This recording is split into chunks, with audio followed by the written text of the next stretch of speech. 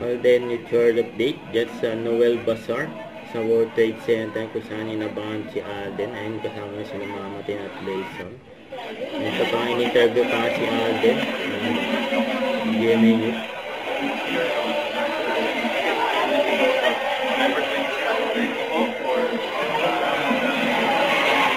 Ayun din yung nakasama ni Alden. Sila Dylan Lloyd.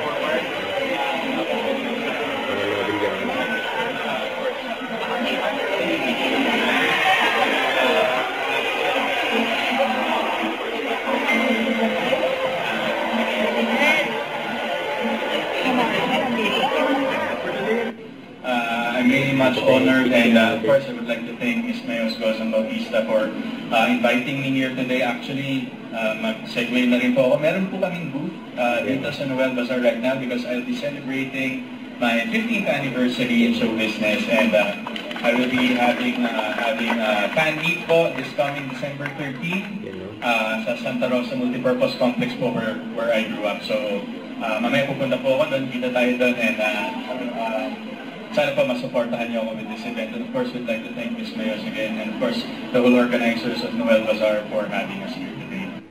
Don't forget, subscribe, click the notification bell for more updates. This is with Charlie Action Vlog. Stay tuned for more videos. See ya.